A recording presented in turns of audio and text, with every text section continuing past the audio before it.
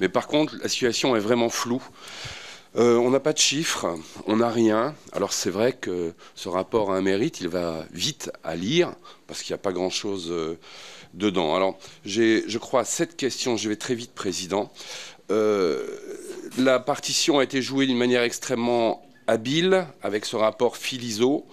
Et la demande des régions de venir récupérer des lignes, d'avoir des transferts, sans qu'on ait de visibilité financière. Donc il y a un article dans la LOM, le 172, qui doit préciser des choses. Le décret n'est pas paru, un flou. On n'a pas de vision d'ensemble de vos déclarations de la semaine dernière sur les accords de transfert avec les régions. Ça a été largement dit. Aura-t-on, nous, parlementaires, une vision d'ensemble de ces accords ou faudra-t-il attendre la signature des CPER? Vous avez, dans vos propos introductifs, troisième question, confirmé l'évaluation qui avait diffusée dans la presse, qui est bien informée, de 1,4 milliard d'euros pour réseau, le coût des petites lignes qu'elle assumerait en propre. Comment financez-vous cela? Je n'ose pas dire par quelle recette. Sera-ce encore des économies? On n'a pas de visibilité toujours sur ce fameux contrat de performance de SNCF Réseau. Une autre piste que vous avez ouverte, c'est la possibilité de revoir le montant de la redevance d'accès, que c'est un peu plus de 2 milliards d'euros que l'État finance à Réseau pour compenser le déséquilibre financier. Dans quelle mesure cette somme pourrait être revue? Et puis vous venez de nous dire que vous confirmez la piste qu'avait dit la ministre Borne à la presse aussi, de la possibilité de céder des actifs pour équilibrer l'affaire. Alors, je lis beaucoup la presse, je discute, et certains interlocuteurs citent Géodis comme ayant une valeur significative de marché. Confirmez-vous cette piste ou alors laquelle autre? Ça ne va pas être la vente de fret SNCF qui est bien mal en point, et c'est ma 6e question.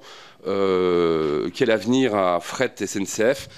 Peut-être, justement, pour rendre la situation plus limpide, vous donner quelques chiffres. J'ai annoncé tout à l'heure les volumes d'investissement conjugués État et région, s'agissant par exemple de l'accord Grand Est, 931 millions d'euros, 400 km de lignes transférées.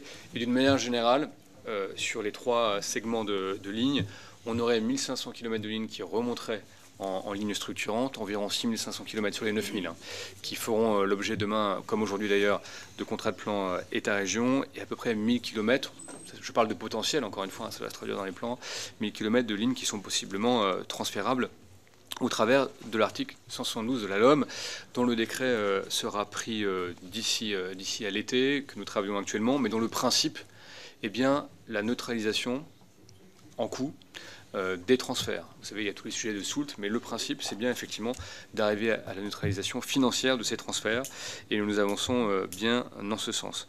Les CPER ne sont que la traduction financière de tout ce que j'ai dit précédemment.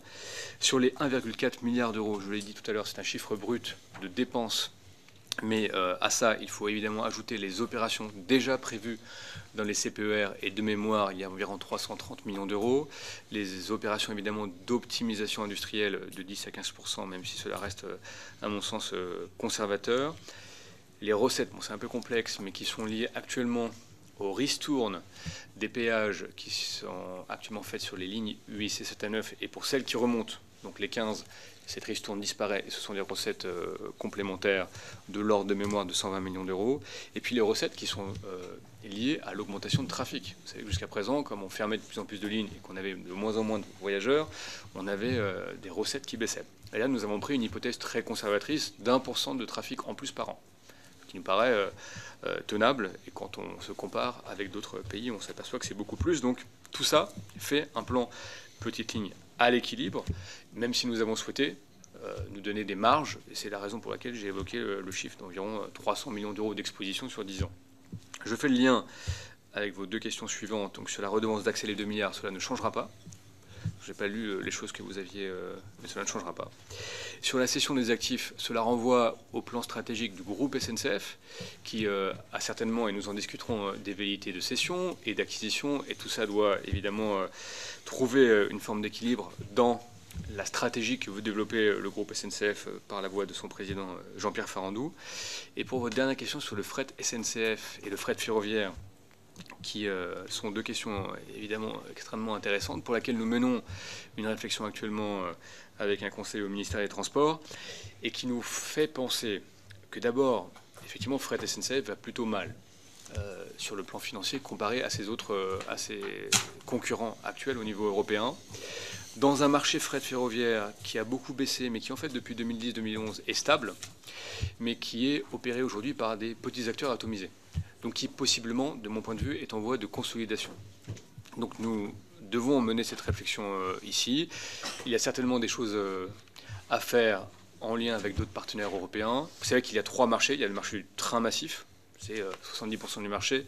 Le marché du transport combiné, en lien avec les ports, et qui est un marché subventionné, pour lequel la France d'ailleurs donne des aides, l'aide à la pince par exemple, qui a été pérennisée. Et puis il y a le marché du wagon isolé, mais qui parfois transporte aussi des matières stratégiques, notamment pendant les périodes de grève.